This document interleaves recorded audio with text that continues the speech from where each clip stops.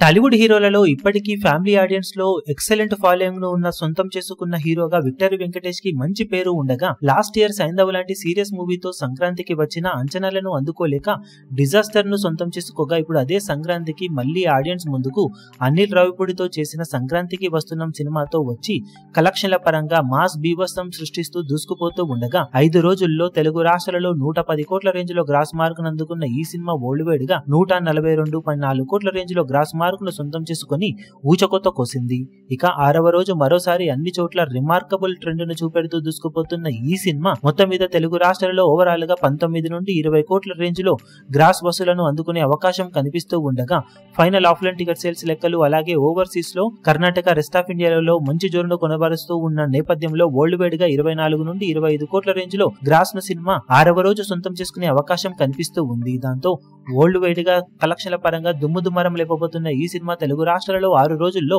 129 నుండి 130 కోట్ల రేంజ్ లో గ్రాస్ మార్క్ ను సొంతం చేసుకోబోతూ ఉండగా వరల్డ్ వైడ్ గా 165 కోట్ల నుండి 166 కోట్ల రేంజ్ లో గ్రాస్ ను దక్కించుకునే అవకాశం ఉంది. విక్టరీ వెంకటేష్ కెరీర్ లో ఇవి ఆల్ టైమ్ హైయెస్ట్ కలెక్షన్స్ లని చెప్పవచ్చు. ఇప్పుడు ఇది వరకు F2 మూవీ టోటల్ రన్ లో 144 కోట్ల రేంజ్ లో గ్రాస్ మార్క్ అందుకోగా 84.5 కోట్లకు పైగా షేర్ ను సాధించింది. ఇప్పుడు ఈ కలెక్షన్ల రికార్డును అటు గ్రాస్ పరంగా షేర్ పరంగా కేవలం 6 రోజుల వ్యవధిలోనే బ్రేక్ చేసిన సంక్రాంతికి వస్తున్నాం సినిమా విక్టరీ వెంకటేష్ కెరీర్ లో హైయెస్ట్ కలెక్షన్లతో రికార్డును నమోదు చేయగా లాంగ్ రన్ లో ఇప్పుడు వెంకీ కెరీర్ లో మొట్టమొదటి 100 కోట్ల షేరును 200 కోట్ల గ్రాస్ మార్క్ అందుకున్న సినిమాగా నిలవడానికి సిద్ధమవుతూ ఉంది. మరి బాక్సాఫీస్ దగ్గర ఇక లాంగ్ రన్ లో ఇంతకు మించిన జోరును సినిమా ఎంతవరకు చూపించగలుగుతుందో చూడాలి. ఈ వీడియో మీకు నచ్చినట్లయితే లైక్ చేయండి, షేర్ చేయండి, ఛానల్ ను సబ్స్క్రైబ్ చేయడం మాత్రం మరవకండి. ఏ చిన్న అప్డేట్ ను మిస్ అవ్వకూడదు అనుకుంటే బెల్ ఐకాన్ ను ప్రెస్ చేయండి.